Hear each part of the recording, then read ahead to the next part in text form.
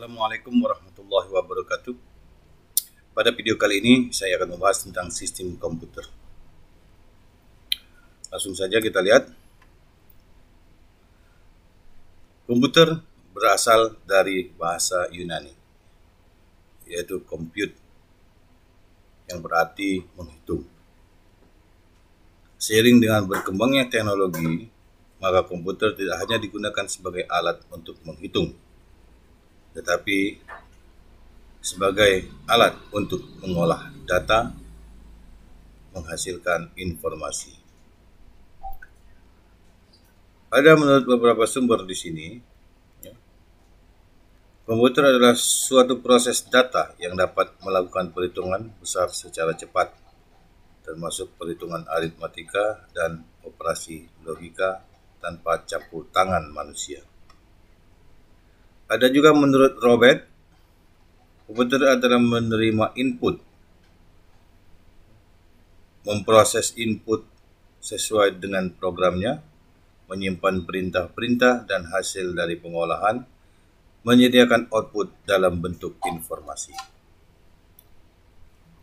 Ada juga menurut Donald, komputer adalah sistem elektronik untuk memanipulasi data yang cepat dan tepat.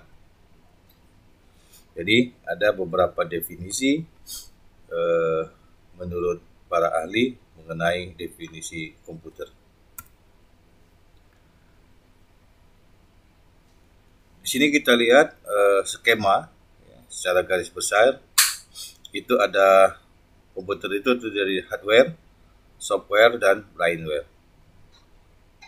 Software itu terdiri dari input, proses, output.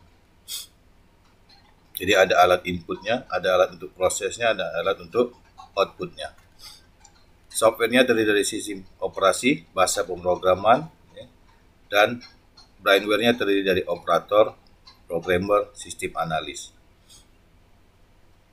Kalau kita lihat di sini, operator adalah seseorang yang bertugas untuk menjalankan komputer.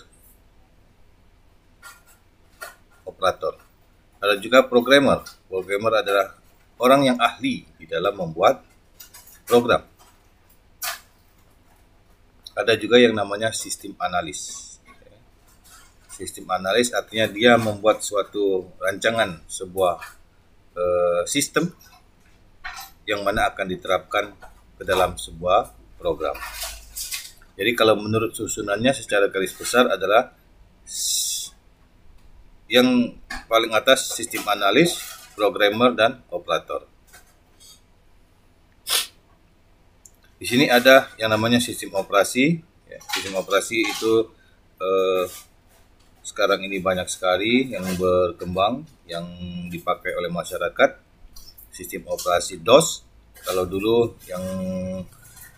yang lebih dikenal pada awalnya adalah sistem operasi DOS, yaitu Disk Operating System, yang biasanya digambarkan dengan kita lihat dulu, digambarkan dengan CPROM.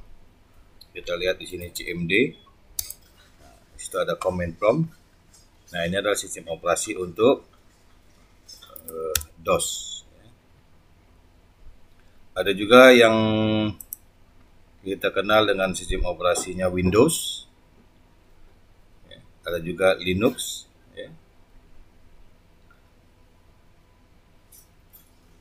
Di sini ada yang namanya perangkat kerasnya. Ini perangkat lunak. Perangkat kerasnya itu ada komputer. Komputer itu bisa melakukan sebuah input dan proses, dan ada juga yang namanya outputnya itu berupa printer atau bisa berbentuk yang lain.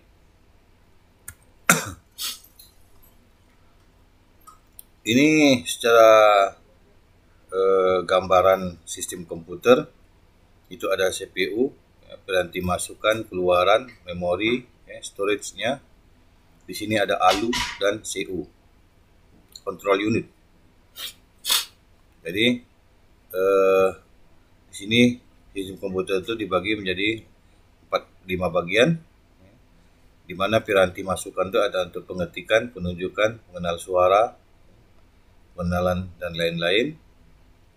Di sini ada piranti keluaran. Piranti keluaran itu bisa kita lihat berupa sebuah alat berupa printer, dan bisa juga ditampilkan hasilnya di layar monitor. Ada juga di sini RAM, ROM. Ya. Di sini ada storage-nya, ada piringan, ya, pita, ada juga yang lain. Kita lihat lebih mendalam. Di sini kita lihat CPU. Kita bahas tentang prosesornya. Fungsi utama prosesor adalah melakukan sebuah proses aritmatik dan logika, pengendalian operasi komputer. Terdiri dari ALU dan CU, ya. Terdiri dari arithmetic logic dan control unit. Kecepatan kerja ditentukan oleh kecepatan dari clock dan control unitnya. Di sini ada dua gambaran tentang prosesor, ada yang berupa dari produk Intel dan AMD. Kita lihat tentang ALU-nya, ya. ALU, Arithmetic Logic Unit-nya, alat untuk melakukan pelaksanaan dasar seperti persanaan aritmatika. Artinya dia berfungsi untuk sebuah perhitungan, ya, melaksanakan logisnya, ya, AND, OR, atau NOT, dan melaksanakan perbandingan. Jadi pada unit ada dilakukan kerja yang nyata. Jadi fungsi ALU ini adalah untuk proses perhitungan. Ada juga dengan control unit, berfungsi menyimpan perintah sekarang dilakukan oleh komputer, memerintahkan ALU untuk melaksanakan dan mendapatkan kembali informasi dari memori yang diperlukan untuk melaksanakan perintah itu, dan memindahkan kembali hasil ke lokasi memori yang disesuaikan. Jadi sekali lagi, unit control pergi ke perintah berikutnya, ya, kecuali kalau perintah itu adalah perintah lompatan yang diberitahukan kepada komputer bahwa perintah berikutnya ditempatkan ke lokasi yang lain. Artinya berfungsi untuk mengontrol dari ALU tersebut. Di sini kita masuk ke dalam RAM, Random Access Memory. Ini gambaran dari sebuah RAM. Di sini kita lihat bahwa RAM adalah urutan byte yang dinomori seperti sel atau lubang burung dara. Masing-masing berisi sepotong kecil informasi. Ya, informasi ini mungkin menjadi perintah atau mengatakan pada komputer apa yang harus dilakukan. Jadi RAM ini adalah secara garis besar untuk sebuah penyimpanan. Di sini kita lihat bahwa ada bilangan biner, artinya yang dikenalnya adalah bilangan binernya. Instruksi yang lebih kompleks biasa digunakan untuk menyimpan gambar, artinya sebagai media penyimpanan juga, suara, video, dan berbagai macam informasi.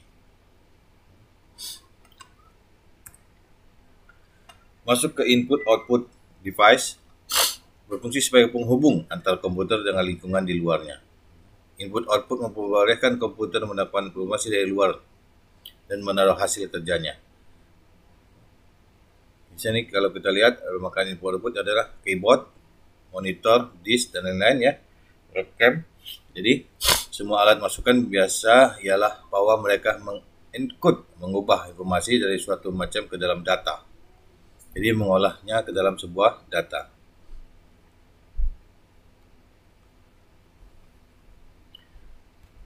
Yang terlebih utama adalah alat output itu bisa dimengerti oleh komputer.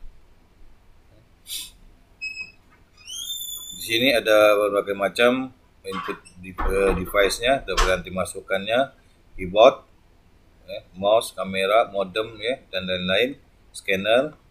Ada juga outputnya, monitor, speaker, modem, printer. Ya.